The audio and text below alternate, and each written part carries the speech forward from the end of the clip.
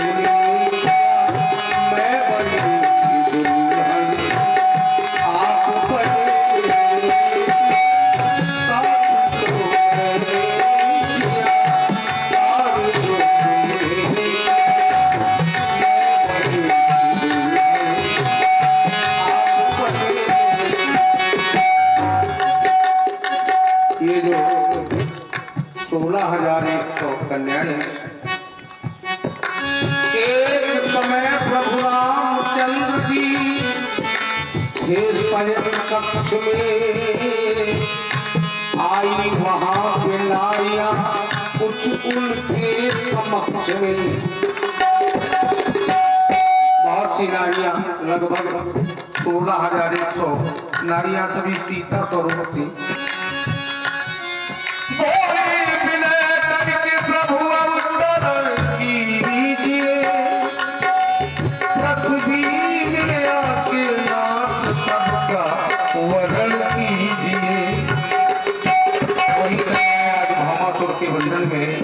कह रही है प्रभु स्वीकार हमें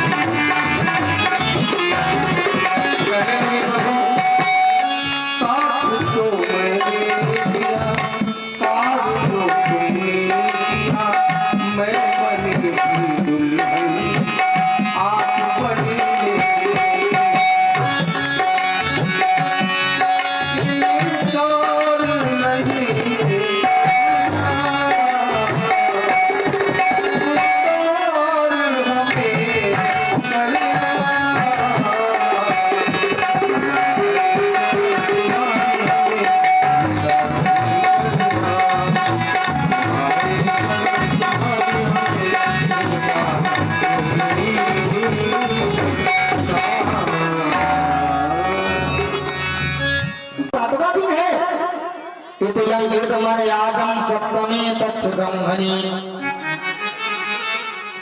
आज 7वां दिन है और प्यारे धन्वंतरी जी महाराज जा रहे हैं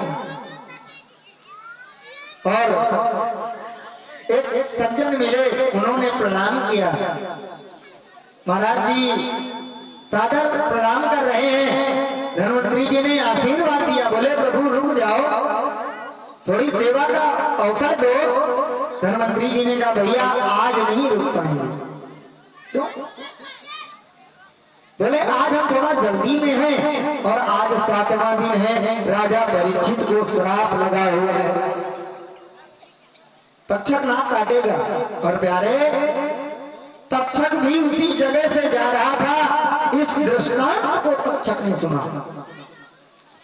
तो तक्षक ने धनवंतरी जी से कहा महाराज आप कौन हैं और आप वहां क्यों जा रहे हैं और आप क्या कर लेंगे कि तक्षक ना काटे। धनवंतरी जी ने कहा हमारे सामने तक्षक की सामर्थ्य है जो राजा परीक्षित को कोई हानि हो जाए। प्यारे धनवंतरी जी के नेत्रों में अमृत है, जहां तक दृष्टि जाती तो उनके नेत्रों में अमृत का एक ऐसा अमृत विद्यमान है दृष्टि में। महाराज तक्षक ने कहा मान लीजिए हम तक्षक हैं। धनवंतरी जी ने कहा ऐसे कैसे मान लें, तो समझने का भाव है। महाराज तक्षक ने कहा मान लीजिए हम ही तक्षक हैं। तो धनवंतरी जी ने कहा हम ऐसे कैसे मान लें, कोई करिश्मा दिखाओ तो हम मान लेंगे। तो बोले महाराज एक हरा भरा पीपल का पेड़ था, उसमें तक्षक ने प्रहार कर दिया, काट लिया। कितनी बार काटा? एक बार। ध्यान से सुनना। तो पीपल का जो हरा वृक्ष था वो ढेर हो गया। धनवंतरी जी ने जल लिया, अभिमंत्रित किया और नेत्रों से स्पर्श किया और प्यारे दृष्टिपात करके छोड़ दिया। वो पीपल फिर हरा भरा हो गया। आप तक्षक को लगा कि महाराज सचमुच अगर ये व्यक्ति रहेगा तो हम राजा परीक्षित का कुछ नहीं कर पाएंगे। कितनी बार नाक काट चुका है? क्यों? एक बार। ध्यान से सुनिएगा प्यारे, जब ऐसा भाव लगा तो वही तक्षक आगे रास्ते में सोने की छड़ी बन करके लेट गया और धनवंतरी जी उसी रास्ते से आ रहे थे पीछे, तो उस सोने की छड़ी को हाथ में उठा लिया। अब हाथ में कौन है? तक्षक। इसलिए एक कहावत यहाँ लागू की गई कि रास्ते में किसी का सोना पड़ा हो तो उसे मिट्टी समझना चाहिए। हाथ में कौन है? अरे ऐसे ऐसे कर रही हो माँ। हाथ में कौन है? तक्षक है, सोने की छड़ी बना हुआ है। पर भैया अब इधर उधर घुमाते चले जा रहे हैं और जब ही कंधे में छड़ी को रखा तो कंधे के नीचे धनवंतरी जी को तक्षक ने काट लिया दोबारा। कितनी बार काट चुका? 2 बार।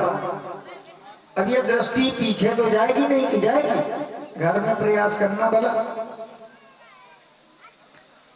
कहने का मेरे भाव ये है सर्प की काटने की एक लिमिट होती है। जैसे एटीएम की भी एक लिमिट है, एक दिन में इतना पैसा निकलेगा। सर्प की काटने की भी लिमिट है। और आप भी भोजन करते हो तो एक बार तो नहीं 2 बार करते होगे, तो पहली बार में आप जितना भोजन करोगे दोबारा में उतना नहीं कर पाओगे। तो कहने का भाव पहली बार जब तक्षक ने काटा तो जब सबसे ज्यादा खतरा है वो तो धनवंतरी जी ने नष्ट करा दिया और दूसरा जो प्रहार है वो स्वयं ले लिया। अब तीवारा आपसे बोले कि भोजन करना है तो कितना भोजन करोगे? हमारा मन रखने के लिए आप भले बैठ जाओ लेकिन आप भोजन नहीं कर पाओगे। अर्थात तीसरी बार जब नाग काटेगा, नाग को भी बड़ा दुख होता है, दर्द होता है। क्यों? क्योंकि मनुष्य से ज्यादा नशीला संसार में कोई दूसरी प्रजाति नहीं। अरे मनुष्य के जहर से बच जाओ तो समझो संसार में बच गया, कोई आपको हानि नहीं पहुंचाएगा। और प्यारे फिर तक्षक ने भेष बदला और एक छोटे आकार का जीव बन गया, पुष्प में बैठ गया। इसलिए धनवंतरी का स्पर्श हुआ है। महाराज हम ना मरी संसार, हम माने आत्मा और संसार माने शरीर। शरीर को एक ना एक दिन मरना है। ये आत्मा कपड़ा बदलती है। आत्मा की नजर में शरीर एक कपड़ा है। शरीर पुराना हो गया, जर्जर हो गया, बुढ़ापा हो गया, किसी काम का नहीं है, आत्मा छोड़ देती और नया शरीर धारण कर लेती। मृत्यु लोक है, कर्म रूपी वसुंधरा है। यहाँ जो आया है सो जाएगा। राजा रंग फकीर, कोई विमानन चढ़ गया, कोई बांधा गया जंजीर। भैया सबको जाना है, जाने कितने आए और कितने चले गए। पर प्यारे श्रीमद् भागवत की कृपा से परीक्षित को मोक्ष हुआ, नहीं तो सर्प का काटा, अग्नि का जला, एक्सीडेंट में मरा हुआ, आत्महत्या हुआ, ऐसे जो व्यक्ति होते हैं अधोगामी होते हैं। पर भैया भगवत शरण में आकर के परीक्षित का जीवन का मोक्ष हो गया। गुरु परीक्षित जी महाराज की जय। अरे 7 दिन की कथा है और हमारी सामर्थ्य नहीं है कि हम आपको कथा सुना पावे। जैसा हमसे बना, जैसा ठाकुर जी की इच्छा हुई, वैसा हम आप लोगों के सामने सुनाने का प्रयास किया। हम तो केवल बैठे रहते हैं, गोविंद ही सुनाते हैं। उनकी कथा को गाना हमारे बस की बात नहीं है। और मैया जितने भी ललपुरा निवासी हैं, जहां से भी भक्त आए हों, जिनसे हमारा मिलन हुआ हो, दर्शन हुए हो, हमारी मन से, वाणी से, कर्म से कोई अपराध हो गया हो, तो व्यासपीठ से हम सभी माताओं से हाथ जोड़ करके क्षमा प्रार्थी हैं। और हमारे गंधर्वों से मंच पर विराजमान हमारे आचार्य जी, साउंड वाले भैया, या हमारी मैया परीक्षित जी, माता जी, हमने अपनी वाणी से किसी को कोई ऐसा कटु वचन शब्द कह दिया हो, उसके लिए एक अबोध बालक समझ करके हमें माफ कर देना। हमारी सामर्थ्य नहीं है, ये आपकी महानता है जो आप इतना अच्छा सुनते हो, बैठे रहते हो। आपने हमें समय दिया, परीक्षित जी ने मिलने का अवसर बनाया। नारायण भैया जो हमारे बड़े प्रेमी हैं, हम बड़ा प्रेम करते हैं इनसे और कई कथाओं में दूर दूर तक जाकर के एक सेवा का भाव रखते हैं। घर के जैसे संबंध हैं। वकील साहब से मिल करके, उनके परिवार से मिल करके हमें बड़ी प्रसन्नता हुई। इसलिए हमसे कोई भी अपराध हो गया हो तो हम सभी से हाथ जोड़ करके क्षमा प्रार्थना करते हैं। आइए अब बाके बिहारी जी के चरणों में 2 लाइन गाएंगे और आज कथा को विश्राम दिया जाएगा। गोपाल जी का पूजन होगा, पुराण का पूजन होगा और कल भगवान की जब इच्छा होगी तो कथा आज विश्राम है और जाना तो हमें आज ही चाहिए, विदाई के बाद नहीं रुकना चाहिए। लेकिन अब कल हवन भी है और हमारे घर के जैसा कार्य है तो आचार्य जी भी रहेंगे, आचार्य जी साथ में हैं, तो हम कल मध्याह्नकालीन बेला तक निकलेंगे यहाँ से। आइए भगवान को हम 2 लाइन सुनाएंगे और भागवत जी के विश्राम श्लोक का सब लोग पाठ करेंगे और विदाई भी सुनेंगे। आगे का जो क्रम है वो हमारे नारायण भैया बताएंगे। बोलो बाल कृष्ण लाल की जय हो। चले जाएंगे हम बिहारी जी, सुन लो अरज हमारी हमारी, चले जाएंगे बिहारी जी। सुन लो अरज हमारी हमारी,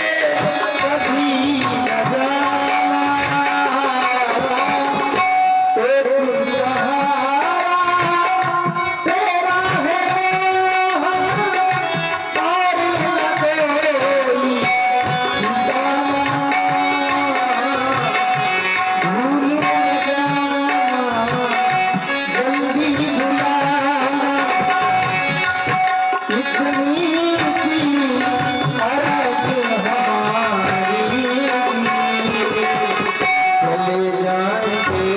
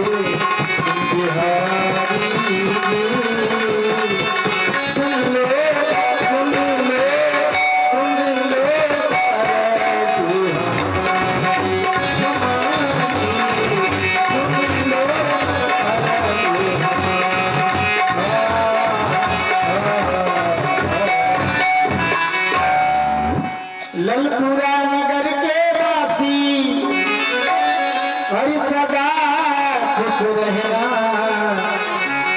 गलती हुई जो हमसे उसे माफ करना।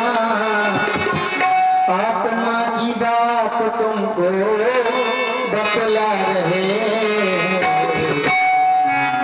वासी अपने घर जा रहे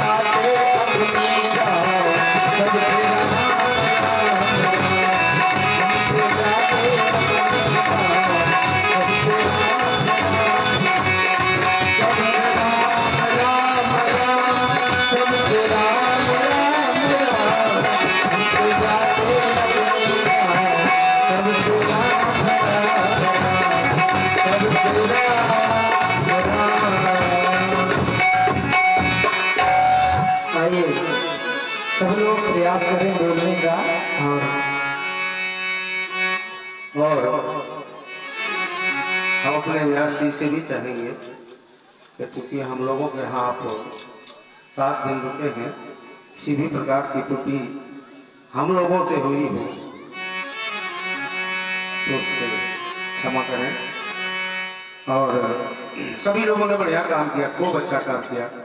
हमारे सभी जो भतीजे हैं, भतीजियाँ हैं, बहुएं हैं, सब लोगों ने अपने तन मन धन से अपना सहयोग किया है। हमें यहाँ आकर के बड़ा अच्छा लगा और हमारा हृदय प्रसन्न है। आप सब लोग मस्त रहो, स्वस्थ रहो, यही हमारा व्यासपीठ से शुभ आशीष। आइए सब लोग बोलेंगे, बोलने का प्रयास करें।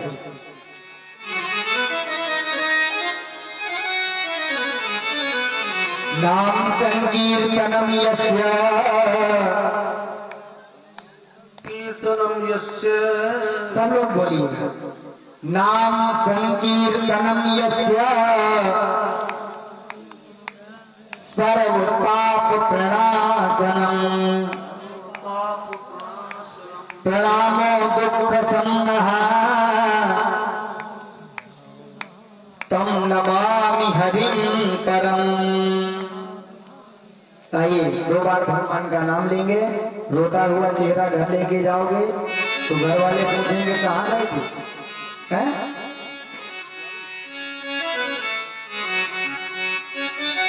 जय राधे राधे गोविंद गोविंद राधे, जय राधे राधे गोविंद राधे राधे गोविंद गोविंद राधे। और अपने खेतों से जिन्होंने कथा सुनी उनका बड़ा एहसान।